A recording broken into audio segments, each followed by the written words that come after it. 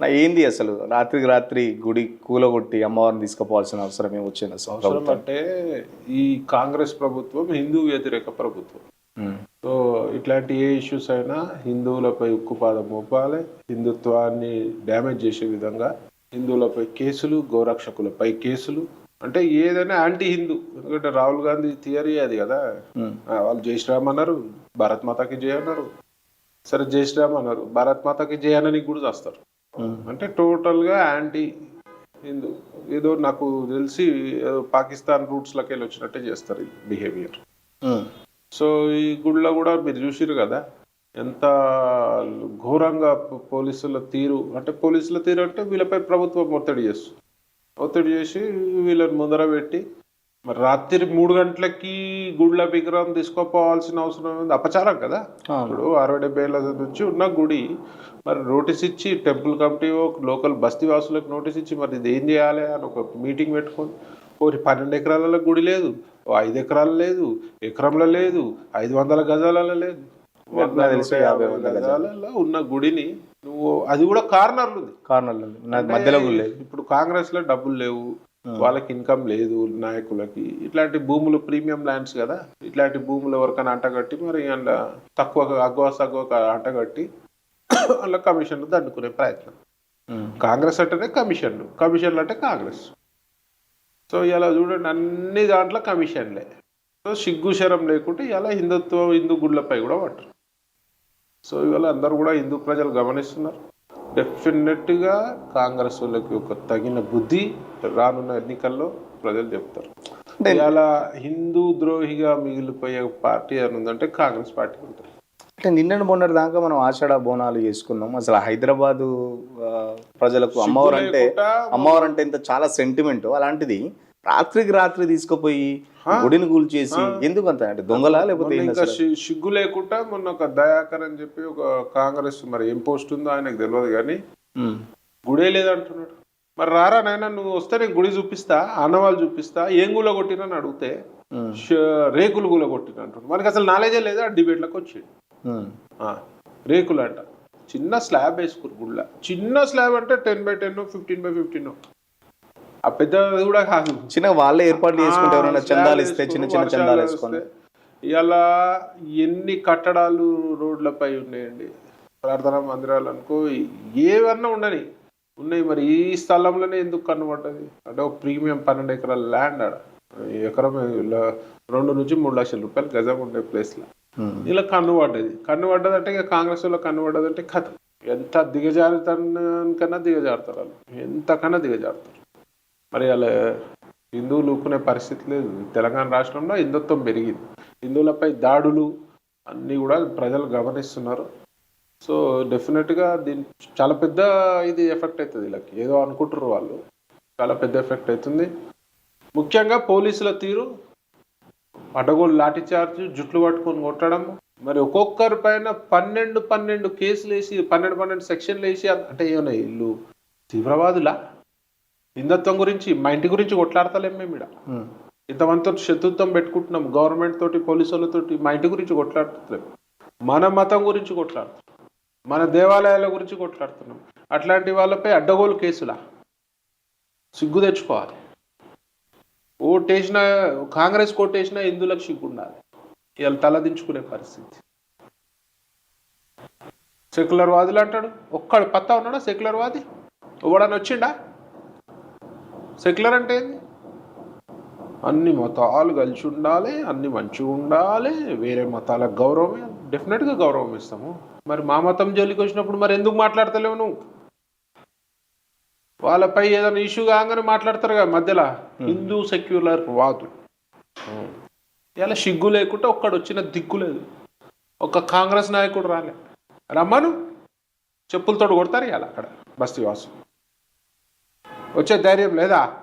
హిందూ పుట్టినావు కదా, ఎందుకు మరి ఇంత జరుగుతుంది? నామినేషన్ పత్రాలు తీసుకుపోయి దేవుళ్ళ కాళ్ళ దగ్గర పెట్టి దండం పెట్టుకుంటావు, నన్ను గెలిపి అని సంకల్ నాకుతారు కదా ఓట్లప్పుడు, ఎలక్షన్లప్పుడు వచ్చి ఇందులో సంకల్ నాకుతారు కదా. మరి హిందువులకి ఇలా ఇబ్బంది అయ్యి గుళ్ళకి ఇబ్బంది అయితే రారా మీరు? రావాలి కదా. సిగ్గనిపించదా? రేపు ఏ ముఖం పెట్టుకొని అడుగుతారు మీరు ఓట్లు? మళ్ళీ మేము కొట్లాడుతుంటే బీజేపీ మత రాజకీయం చేస్తుంది. మత రాజకీయం ఉంది, మీరు ఊలగొడుతూ వచ్చినాం మేము. నువ్వు గులగొడితేనే కదా మేము వచ్చింది. మేయర్ అంటుంది స్థానికులతో కొందరు వచ్చి రెచ్చగొడతారు, మిమ్మల్ని రెచ్చిపోతారు. రెచ్చగొట్టడానికి పోతారా మీరంతా? రెచ్చగొట్టడానికి ఎందుకు పోతారు? మీరు ఎందుకు రెచ్చగొడుతురు? దేవాలయాల జోలికి ఎందుకు వస్తుర్రు? ఎందుకు గులగొడుతుర్రు? దొంగ లెక్కల 3 గంటల మధ్యరాత్రి ఎందుకండి విగ్రహ తరలింపు?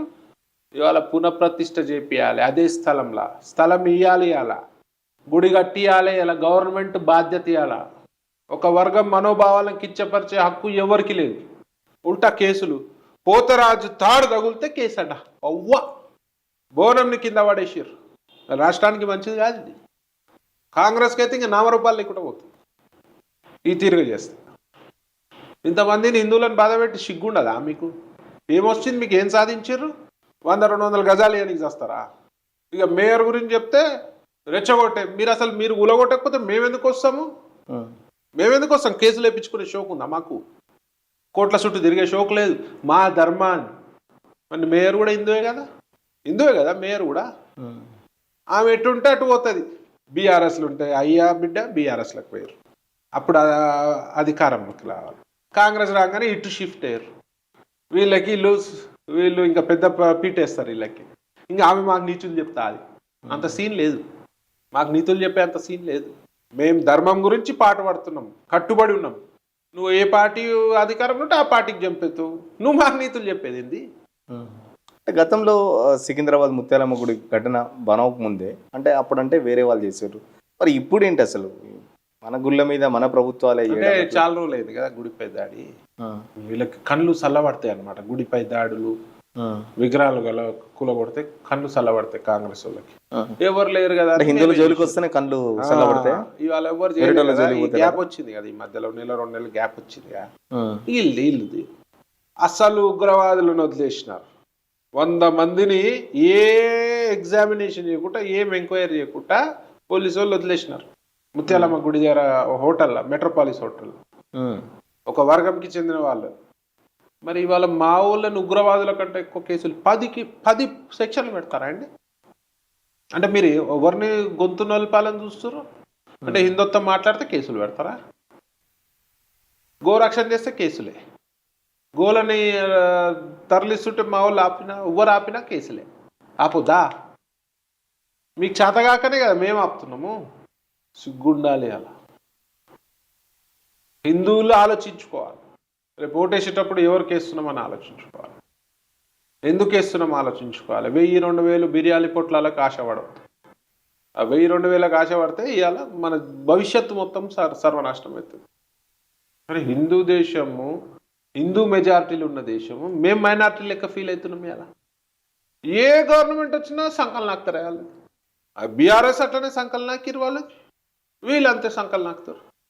రోడ్డుపై ఎన్ని దరగాలు లేవు, ఏది ముట్టలేదు. మరి అంటే ప్రీమియం ల్యాండ్ కాదు కదా, రోడ్డుపై ట్రాఫిక్ డిస్టర్బెన్స్ అవుతుంది, ఏం కాదు, అడ్జస్ట్ అయిపోతారు.